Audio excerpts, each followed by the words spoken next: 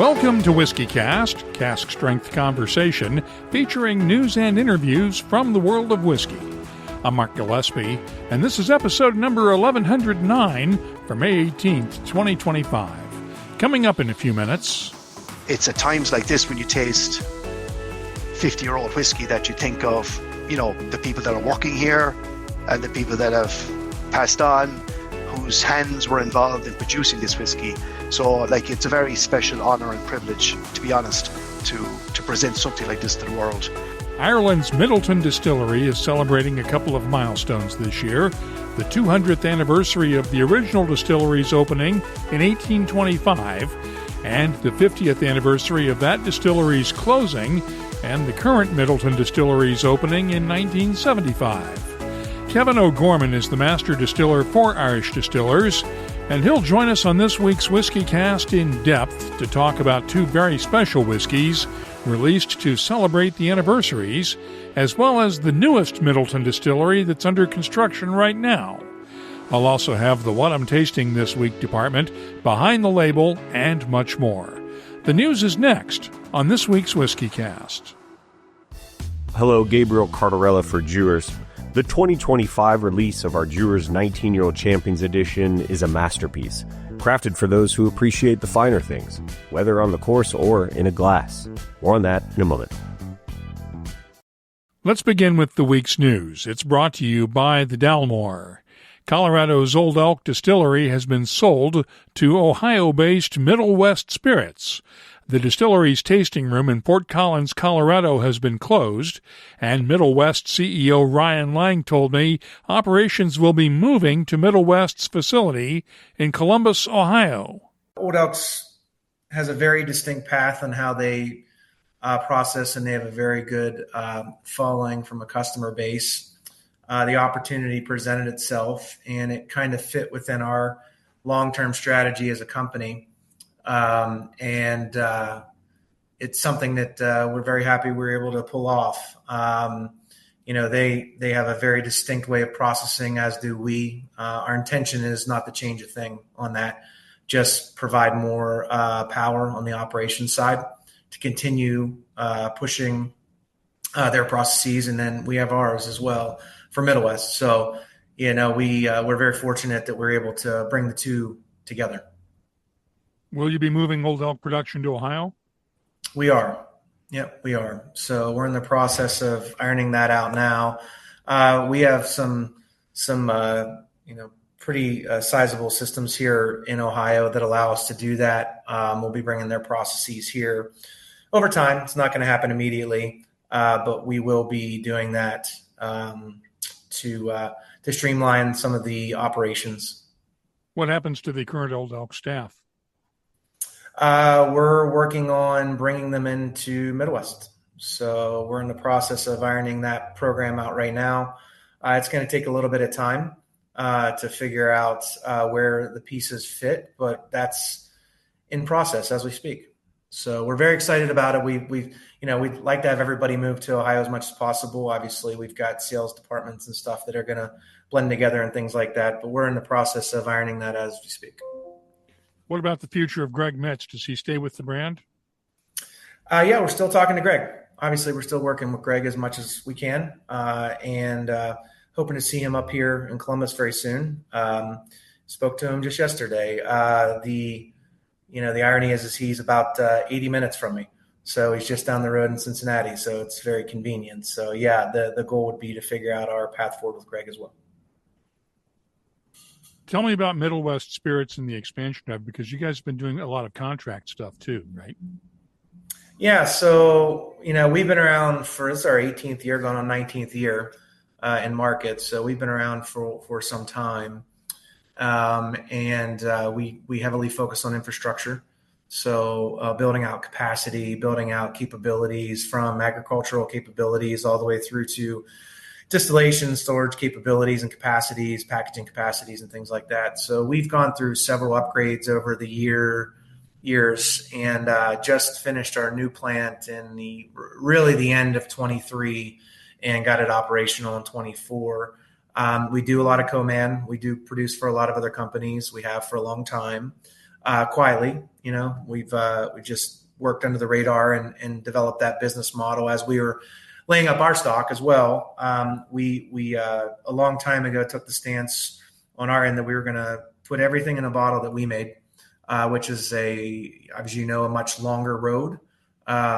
We focused heavily on agriculture for a long time. So we're controlling just about over 25,000 acres of growth right now.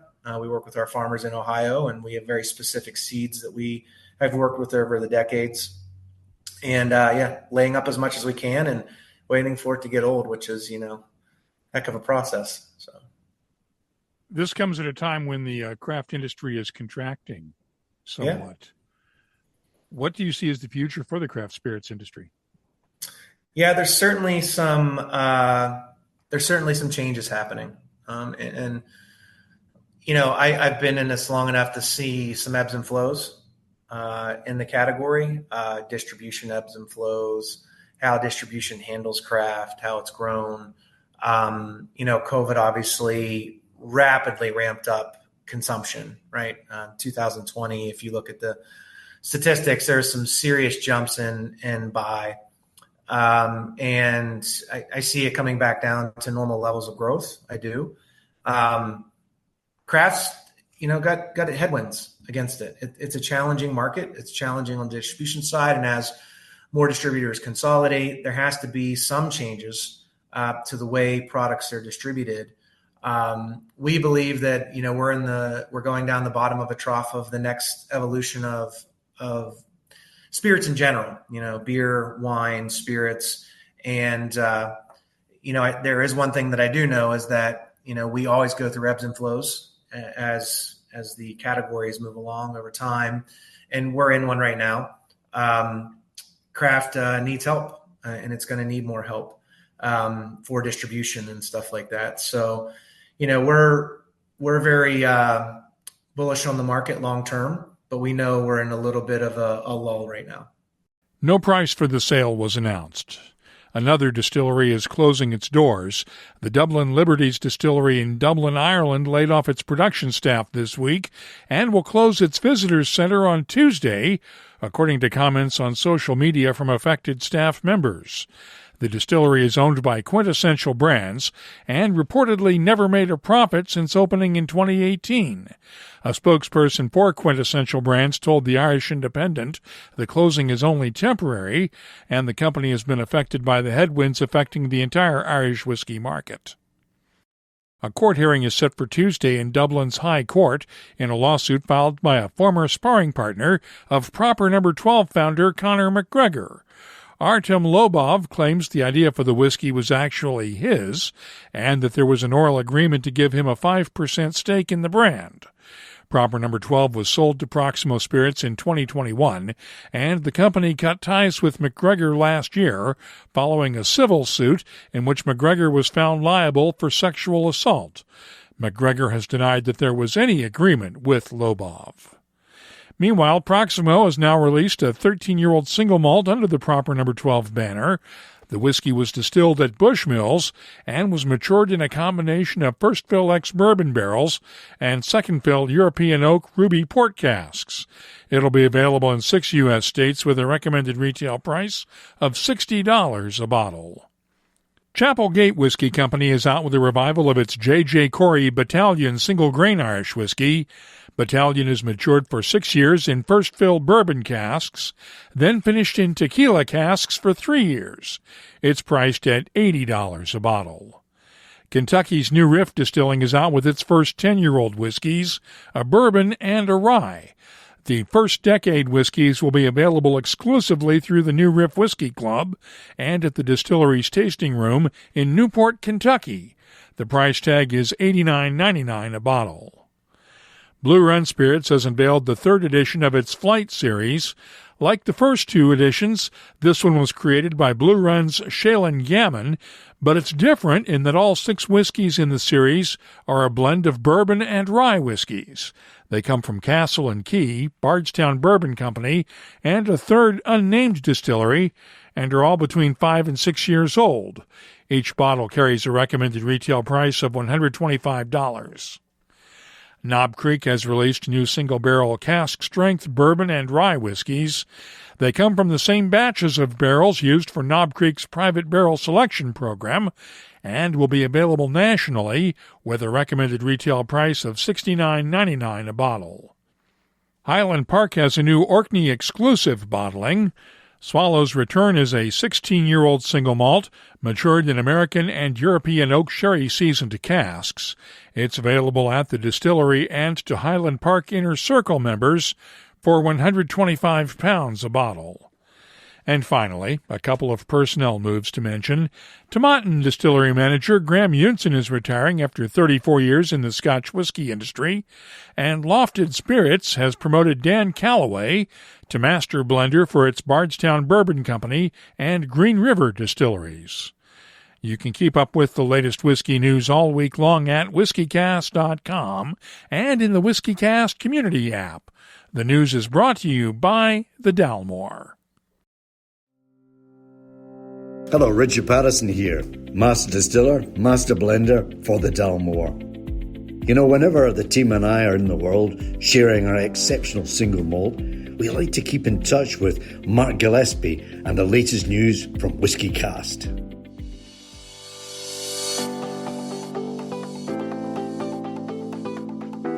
Let's check the calendar and see what's happening around the world of whiskey. The Campbellton Malts Festival gets underway on Monday and runs all week long in Campbellton, Scotland. The Islay Festival of Malt and Music starts this coming Saturday and runs through the 31st on Islay. The Whiskey Exchange hosts Angus McRailed of Decadent Drinks for a master class May 28th at its Great Portland Street shop in London. The Whiskey Lounge has a tasting of whiskies from independent bottlers coming up on June 7th at the Seven Oaks in Manchester, England. The Silicon Valley Whiskey Festival is on June 8th in San Carlos, California, and the Washington Nationals are hosting a Dinner in the Nationals Park bullpen featuring Buffalo Trace Antique Collection whiskies. It's coming up on the 12th in Washington, D.C. If you're organizing a whiskey event, let us know about it. We'll add it to the calendars at whiskeycast.com and in the WhiskyCast community app. Dewar's 19-Year-Old Champions Edition is more than just exceptional whiskey. It's a tribute to the U.S. Open Championship. Each year's limited edition release is crafted to honor the host course, integrating its spirit through a unique cask finish. For the 2025 tournament at Oakmont in Pennsylvania, Dewar's continues this tradition with an exceptional 19-year-old whiskey, double-aged, then finished in a way that nods to Pennsylvania's long-standing connection to apple brandy.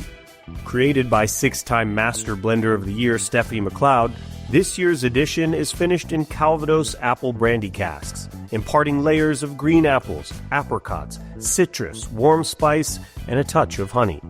This isn't just a tribute, it's a masterclass in blending. Seek it out, savor every drop, and trust me, you'll be glad you did. Please enjoy responsibly. Copyright 2025, Dewar's is a trademark. Imported by John Dewar & Sons Company, Coral Gables, Florida. Blended Scotch whiskey, 43% alcohol by volume. This week on WhiskyCast In-Depth, we're marking the 200th anniversary of Ireland's Midleton Distillery. It's also the 50th anniversary of the day Old Midleton closed, and production shifted to the new Midleton Distillery in 1975. Irish Distillers has released a couple of special whiskies to celebrate, including Master Distiller Kevin O'Gorman's annual release of Midleton Very Rare. We talked the other day on a Zoom call. First of all, let's talk about the new Midleton Very Rare, the 2025 edition. What's new about this year's edition? Yeah, thanks, Mark. So the Midleton Very Rare Vintage 2025, delighted to launch it a few weeks back. So as you know, Mark, every year the vintage is, it's different from year to year, and it's the job of the master distiller to decide on what casks go into the vintage.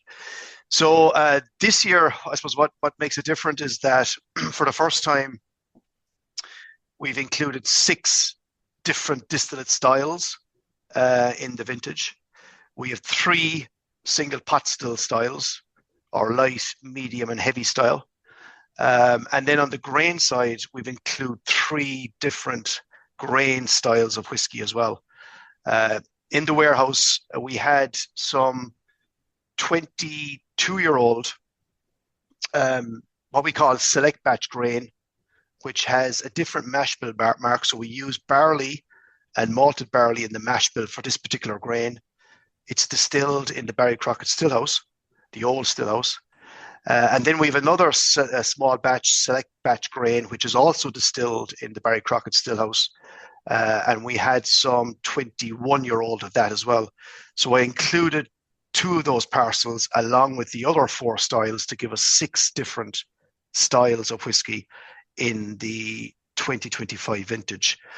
I also increased the pot still element somewhat from last year. And I also brought up the first fill bourbons, what we call B1s. So overall, delighted with the vintage, Mark. It's really, really good. I'm delighted with it.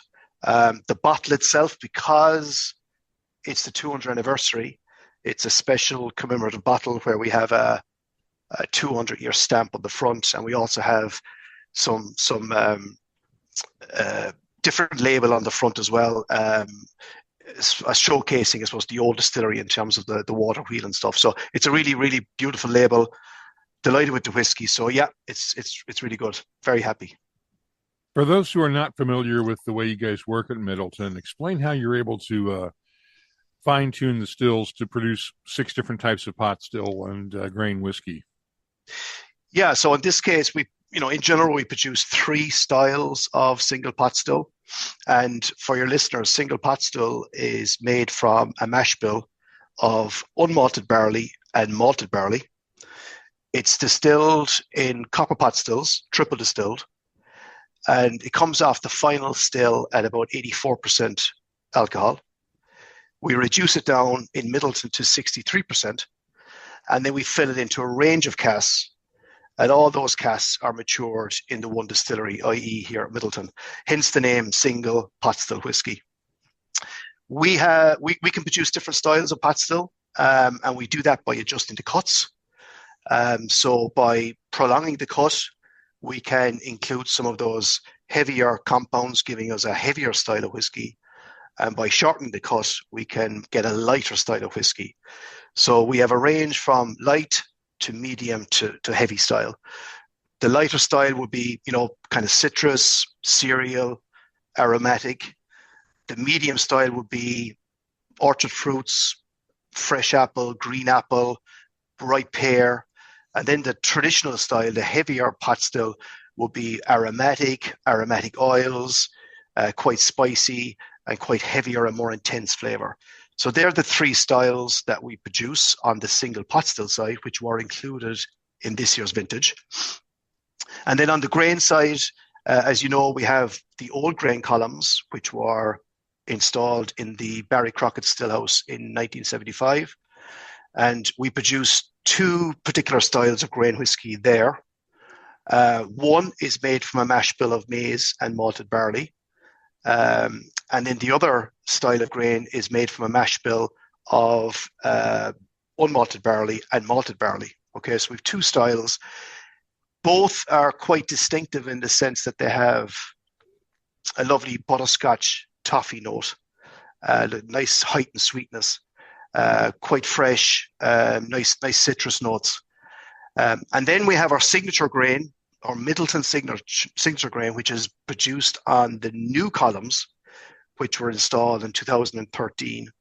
And that's our signature grain, which as a grain whiskey, it's made from a mash bill of maize and malted barley, triple distilled in those columns. And as a distillate, it is, I suppose, it's aromatic, it's quite floral, it's quite fresh, some citrus notes, and a little touch of toffee and butterscotch as well.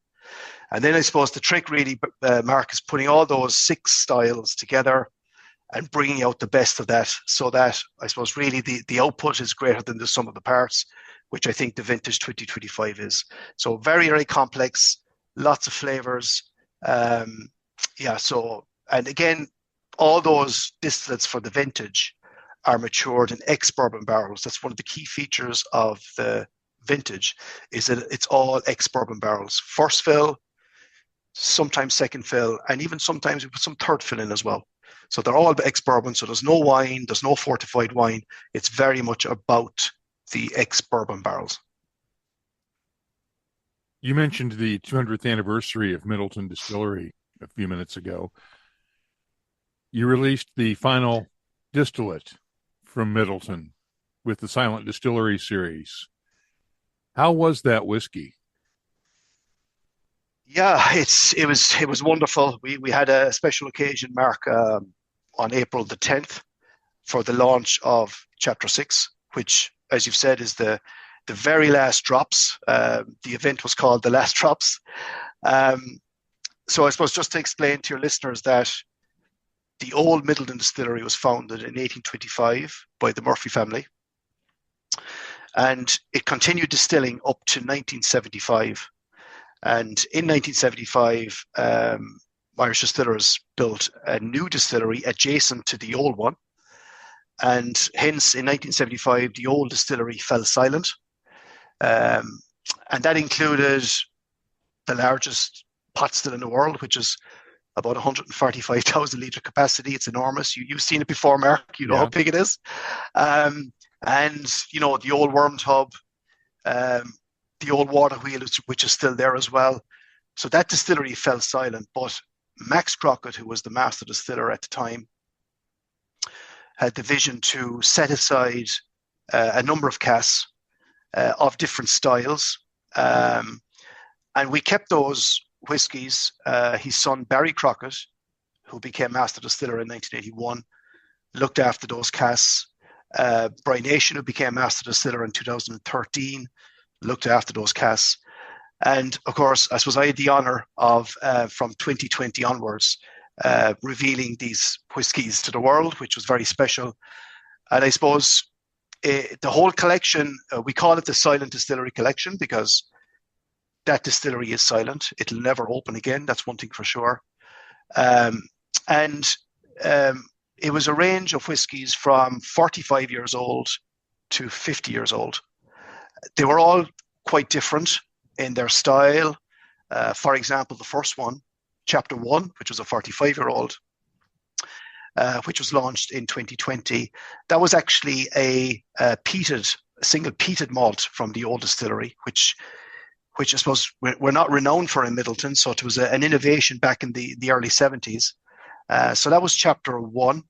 It was matured in a refill Oloroso sherry. Then Chapter 2 was a single pot still, where we had an Oloroso sherry and a bourbon cask, and those were combined probably 30 years ago. They went through a maturation journey, which includes some time in a pour pipe for about 3 years, and then they finished their life off in a refill bourbon as well, and that was a 46-year-old single pot still. Then Chapter 3 was a 47-year-old, obviously, and that was where we put an ex-bourbon and an Oloroso sherry together at the end for bottling. We combined them. That was a single pot still as well. Chapter 4 was a 48-year-old, and that was actually a blend of grain and pot. Okay, so we had 2 barrels left over, 1 grain and 1 pot, and we combined those together as a blended whiskey, again a 48-year-old. And then Chapter 5 was a 49-year-old, and that was a single pot still. Again, that was in a very special barrel, which Ger Buckley, who you know well, Mark, Ger found a number of casks a number of years ago, and one of those casks coincidentally had a Cooper's mark on the cask, which was number 1, and that was actually Ger's dad, who actually coached and trained Ger as a Cooper. He found that barrel, and we decided to hold on to those barrels, and he used one of those barrels, which had the Cooper's Mark 1 on it, and we finished Chapter 5 in that cask for about 6 months. And that was Chapter 5, single pot still in a very, very special cask. And then the last one, Chapter 6, which is a 50-year-old. Again, it's a single pot still. We had 4 refill bourbon casks left over. They were the very last 4 casks. And we put those 4 casks together and we recast them for about 6 months into a cask that Ger Buckley built. And what Ger did was he took staves and heading from the previous 5 chapters and he made one special bespoke barrel. And then we put those 4 casks into that barrel and finished it for about 6 months. And I suppose the idea, Mark, really was to involve Ger in the whole project as master cooper, and also to encapsulate all the different chapters. We came up with the idea, well, why don't we build one barrel, take staves and headings from those barrels. The barrel itself wouldn't contribute much in terms of the whiskey. It was more of a marrying cask, allowing all those different staves, different heading, and the final chapter to mingle and merge together. And that was the final chapter. So yeah, 50-year-old, single pot still, about 53% was its cask strength, and it's an exceptional whiskey. And I suppose to answer your question, which you asked, I suppose it's remarkably vibrant, I would say, Mark, after 50 years. The key to this was most of these whiskies, in fact, all of these whiskies, were matured in refill casks, be it sherry or be it bourbon. So these could have been 3rd fill or even 4th fill casks. So what happened then is that, it retained the vibrancy of the distillate character without drowning it out with wood and wood compounds. So how they were matured and looked after over those 50 years was key to coming up with this incredible whiskey, which I would describe as, stone fruits, dark fruits, black currants, and then you have this wonderful tobacco leaf, leather notes, and then you have this kind of caramel fudge as well. To be honest, it was just amazing. And I think everybody on the night that had the honor, I suppose, of the privilege of tasting it, I think we're blown away with the balance and the vibrancy of the actual whiskey. It was amazing. It sounds wonderful. Oh, it was amazing. And I suppose as master distiller, Mark, it was a very special night for me to have the honor of presenting it. It's at times like this when you taste 50-year-old whiskey that you think of, the people that are working here and the people that have passed on, whose hands were involved in producing this whiskey. So it's a very special honor and privilege, to be honest, to present something like this to the world. 50 years is a long time, and there was a lot of people involved in producing this whiskey over those years. And I suppose I had the honor and privilege of presenting it. So it was a career highlight, I would say, Mark, a career highlight. Absolutely. I know you talk with your colleagues around the industry a lot in Ireland. How worried are your colleagues about the state of Irish whiskey right now? I think look, I was over in America for the last 2 weeks, actually. Came back last weekend, and I was doing a lot of work on whiskey down in Las Vegas and New York. And I have to say, the positivity and the interest in Irish whiskey, it was very much focused now on Midleton, Redbreast and Jameson. And I have to say the interest and the positivity and the enthusiasm for Irish whiskey is incredible. So look, I'm very, very positive. If you look at Jameson itself, it's doing incredibly well for the first 6 months. If you look at it from our financial year, July to December, it was up 3% on volume. So that's an incredible performance for Jameson. So resilient. So look, I'm very happy. Even the last 2 weeks in America has shown me, my God, the potential. People love it, and we just got to go out there and tell the story and showcase what we do. How is the new distillery coming along? Coming along well, Mark. Yeah, it's all systems go. I was down there this morning. Everybody is very busy over there. The new brew house and grains intake is coming out of the ground, so that structure should be ready in the next sort of six to 9 months. So everything's progressing well. It's a very busy construction site at the moment. Lots of people working down there. It's a very complex project, but yeah, it's going really well. So yeah, all's good. Still on track to open next year? No, it won't be open next year. We don't have an exact date yet, but it won't be next year. As I said, we're just on the brew house and the grains intake at the moment, and that in itself will take sort of 6, 7, 8 months to get right. And then we have the rest of the building structure to do as well. So we're looking at longer than next year. But over the next few months now, we'll see how we get on. But overall, it's progressing very well. O'Gorman's optimism comes at a time when Midleton Distillery is shut down for 3 months because of overproduction concerns. The distillery is expected to resume production this summer. Thanks to Kevin O'Gorman for joining us this week on WhiskyCast In-Depth.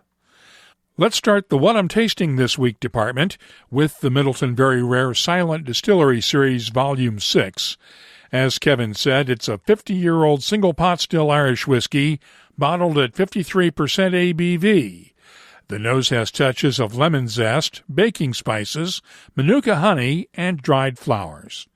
The taste is fruity and vibrant, almost effervescent, with notes of pear candies, a hint of lemon zest, baking spices, red apples, honey, and a hint of ginger. The finish, long, fruity, and vibrant. This is one of the best whiskeys I've had in a long time. I'm scoring the Midleton Very Rare Silent Distillery Series Volume 6 a 97. Next up, let's look at the new Heaven Hill Grain to Glass Bourbon 2025 edition. This second annual release is bottled at 52.5% ABV, and the nose has touches of caramel, leather, pipe tobacco, honey, and a soft oakiness. The taste has spicy notes of black pepper, cinnamon, and clove, balanced by caramel, black cherries, honey, and oak, while the finish is long with lingering spices.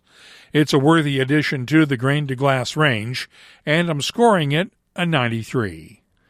Finally, Indiana's Hard Truth Distilling has been making some excellent whiskeys, and their latest release is American Odd, in collaboration with the Mellencamp Whiskey Company, and named for the painting by John Mellencamp that graces the label.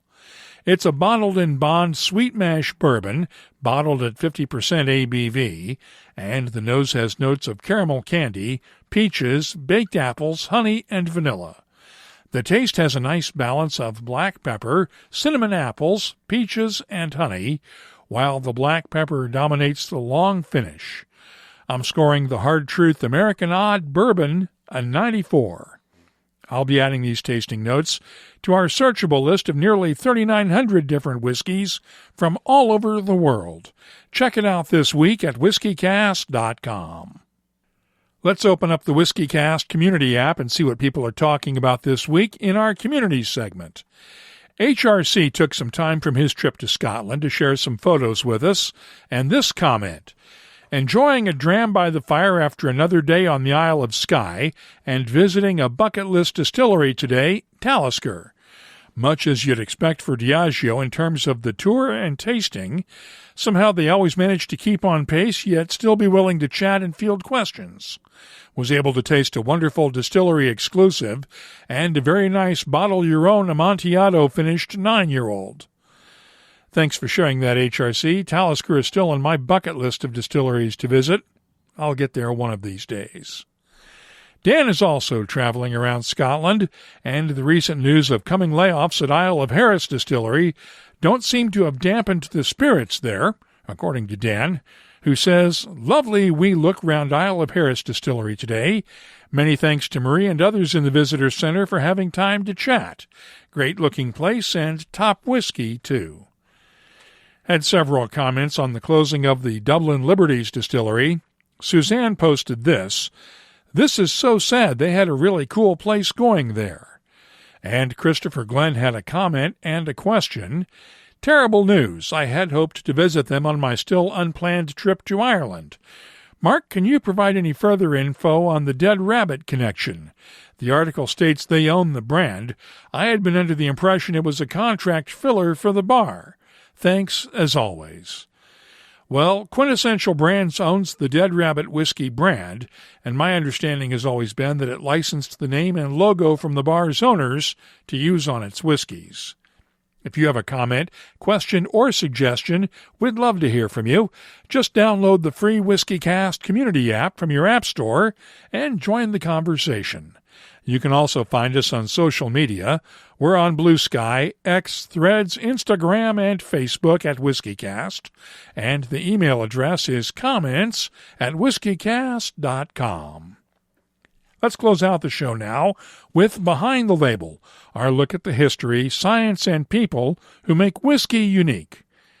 Jura Distillery dates back to 1810, and its remote location on the Isle of Jura makes it difficult for the engineers at White & Mackay to plan upgrades and diagnose potential problems. After all, travel to the island can be difficult. So White & Mackay did something unusual for the Scotch whiskey industry. It worked with a mapping company to create a 3D virtual twin of the distillery. The project will allow White & Mackay's engineers to virtually navigate the distillery from their desks in Glasgow, saving time and money while minimizing the company's carbon footprint. White & Mackay engineering boss Ross Henderson says the digital blueprints give his team an accurate representation of the distillery as it is today, not as how it was built 200 years ago, giving them a reliable foundation for planning future improvements. If you have something you'd like us to look at on an upcoming episode, just get in touch with us.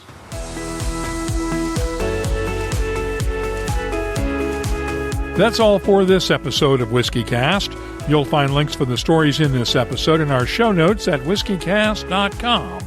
That's also where you'll find the latest whiskey news, my tasting notes, the calendar of events, and, of course, a complete archive of past episodes going all the way back to 2005.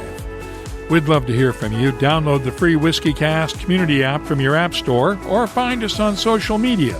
We're on Blue Sky, X, Threads, Instagram, and Facebook at WhiskyCast, and our email address is comments@whiskycast.com. Discover the 2025 limited release of Jura's 19-Year-Old Champions Edition, finished in Calvados apple brandy casks, a perfect fusion of craftsmanship and tradition. Here's to great whiskey and the game that inspires it. WhiskyCast is a production of Cask Strength Media, copyright 2025, and comes to you from the charming, yet regrettably dry town of Haddonfield, New Jersey. I'm Mark Gillespie, reminding you that when you drink, please drink responsibly. Thanks for listening.